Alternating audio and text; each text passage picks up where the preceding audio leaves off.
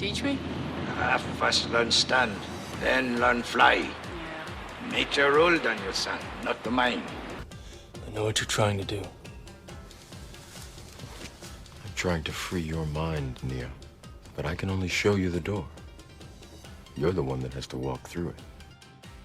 What is the most inspiring thing I ever said to you? Don't be an idiot. Changed my life.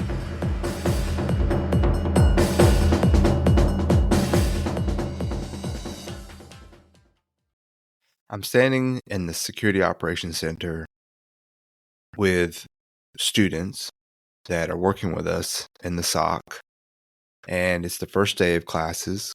It's a Wednesday, and we're just chatting and having a good time. Some of them are new students. Some of them are returning students that have worked with us before. We're kind of getting the semester off on a good foot. And there's a lot of energy and excitement for the first day of classes, right? You've got the fall semester. Everybody's here. Things are kicking off. There's also a little bit of pressure from the security group and from the IT people that are making sure things are running, making sure the systems are working so that students can, start their classes without any problems, do their things, and same with faculty.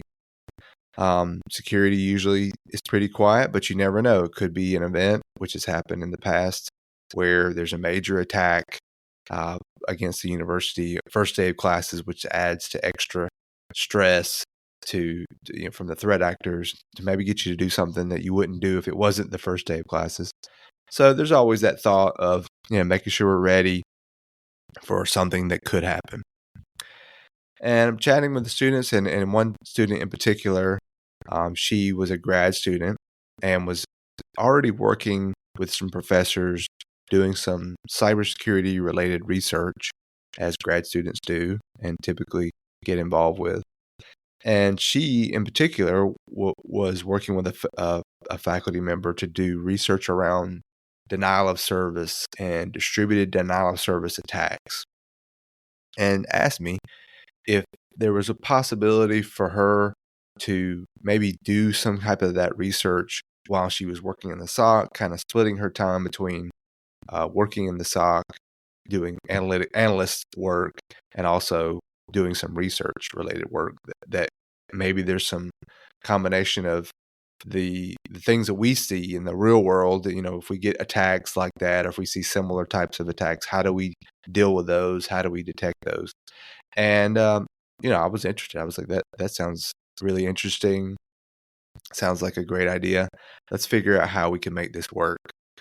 So I worked with her to look at how we could set up some virtual machines that we could kind of simulate a denial of service attack between an offensive virtual machine that had the attack tool and the defensive virtual machine that was the victim, really the victim machine, and then the defensive tools in the middle that would monitor, that we typically use for monitoring for anomalous, abnormal, suspicious traffic, right? How we detect it. Do those two tools work effectively? How do they work if we had a denial of service attack? So we set up two virtual machines.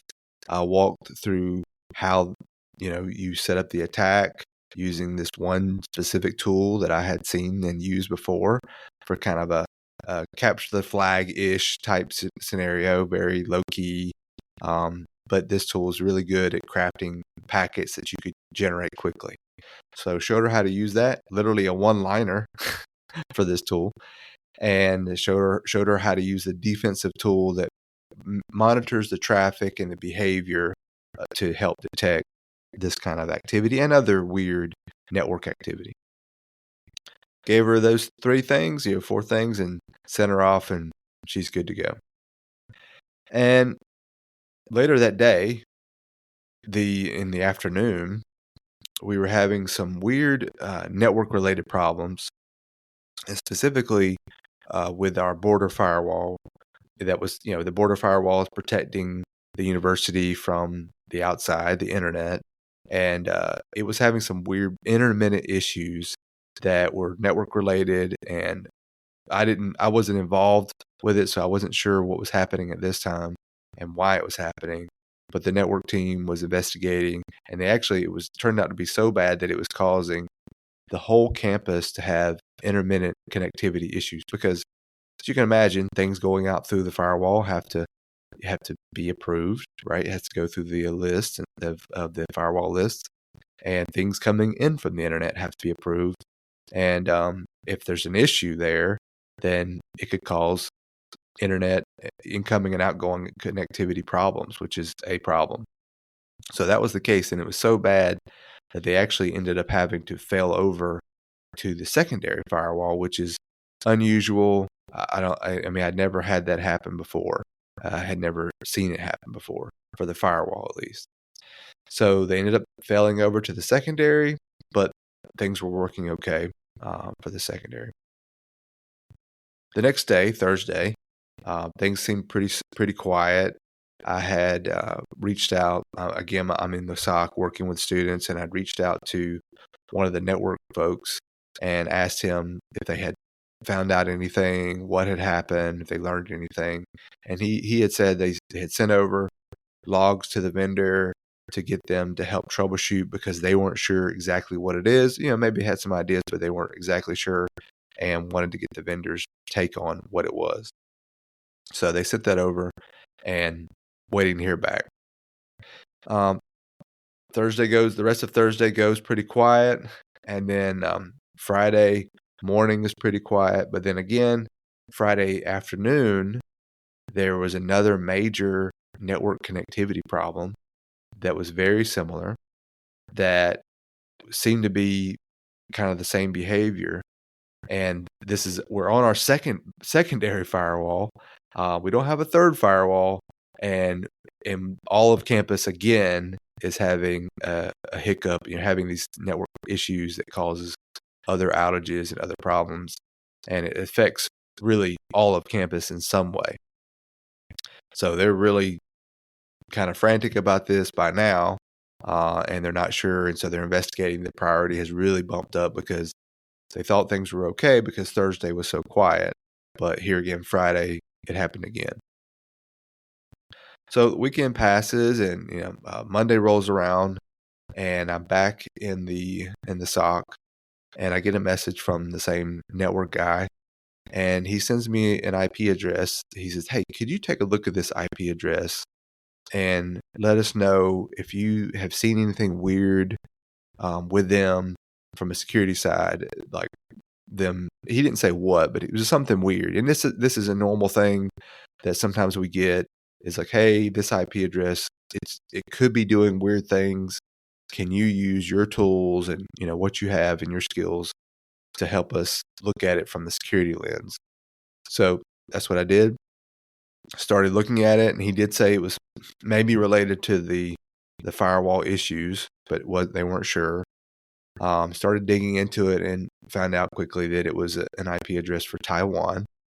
It was just kind of a random address, but started looking at the tools that we have available to look at traffic going to and from this address. And right away, I saw some odd behavior.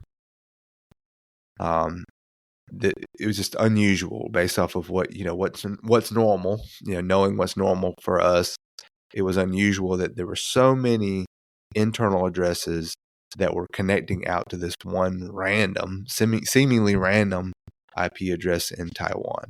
And if I believe correctly, no traffic coming from them to us. It was all pretty much one way, all going out to it. So that was odd. And as I was taking a look at it and looking at this IP and trying to figure out what was up with this address, it dawned on me that this IP address was very close to our normal address range. Knowing what our address ranges are, it's something I would see every day.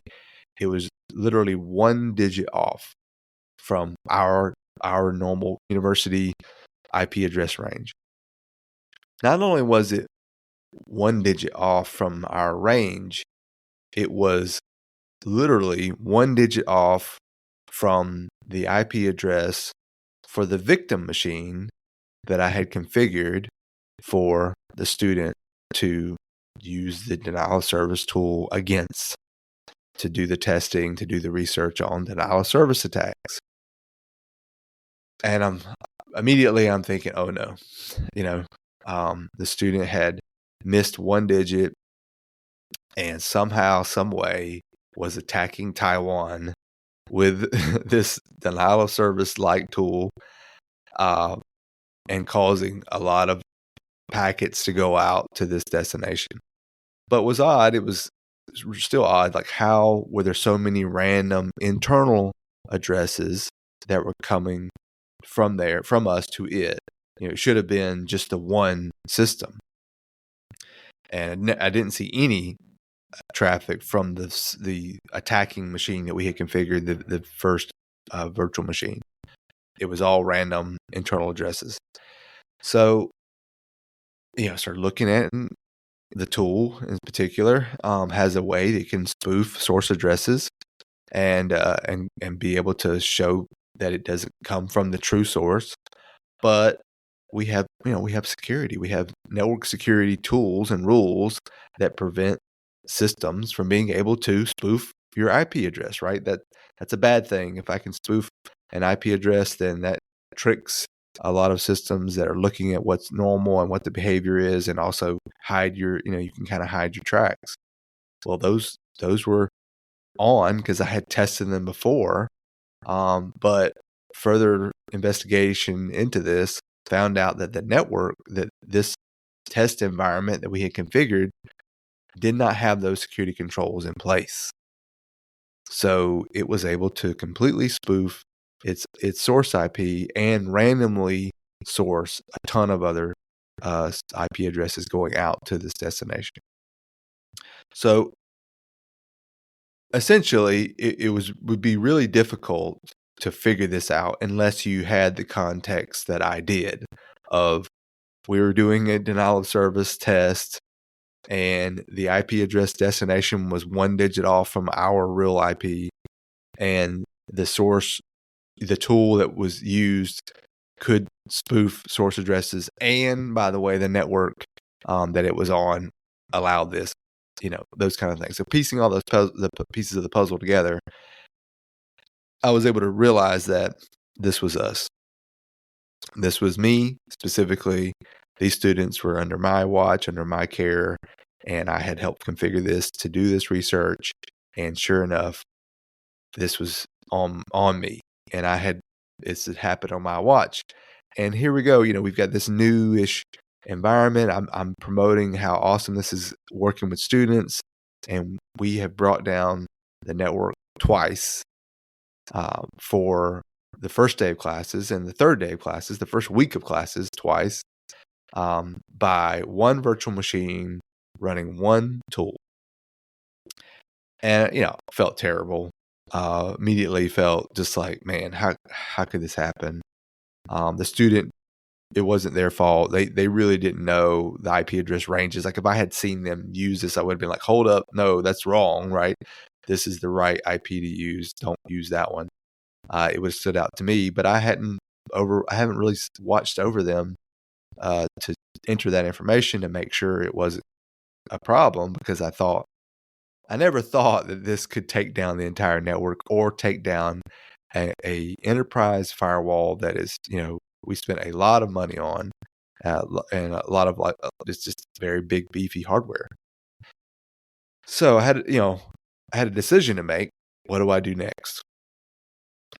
And I could have swept this under the rug, and essentially nobody really had all the pieces of the puzzle. More than likely, I could have pretty much hidden this information, and most people wouldn't be able to figure it out. It could still be figured out, but I probably could have swept it under the rug and then played dumb. That was an option. It wasn't a good option, but it was an option. But instead, I called my boss and said, "Hey, this is on me. This is us. This is one of my students. This is what we were doing. This is how we were doing it. This is what happened, and I'm 99% sure this is us doing this testing that caused the entire network to have problems. And I had to, with my hat in hand, fess up that this is what had happened. So he was great about it. He had to tell his boss, who I'm sure had to tell leadership, that some version of the story that, where we were involved, not just the ones trying to figure out the problem. They were the source of the problem, and specifically security. So that went okay. I mean, it wasn't great, and I had to fess up and everything, but it went okay. Like, it wasn't fun, but it was a good learning experience, and a lot of things that came from that I learned. I still get ribbed today about this event, and especially the network folks are like, do y'all remember when you? I was like, yes, I remember. Yes, I have not, and I probably will never forget this thing that happened. And just some lessons learned from this, where one is just integrity, how important integrity is in security, and your role in security if you're new to security, or if you've been in security forever, in general, but also in security, we have a lot of access and a lot of privileges. And if you can't trust security, if I had lied about this and then it was discovered later that this was something that we did, then that really puts me in a bad light, that then the trust could be broken, and they are less likely to trust me going forward. And that now, the relationships are everything. So if you break those relationships, then, maybe you can rebuild them, maybe, right? So, and then also, in security, it's a big network, but it's also a small network, and people know each other, and they know what happens. So if word gets out that you can't be trusted in some way, man, it's going to be tough for you to find a job. It can be tough. So just holding the line, holding your integrity, also just taking ownership. Not blaming. I could have blamed the student and said, "Hey, the student, man, I can't believe they made that mistake," and blame them for it. But no, this was all on me. This was my fault. They were under my charge.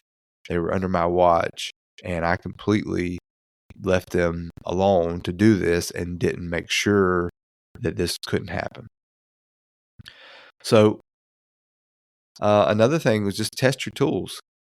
Who would think that one tool could bring down an enterprise firewall? One tool on one virtual machine could bring down an enterprise firewall easily, like no one-liner.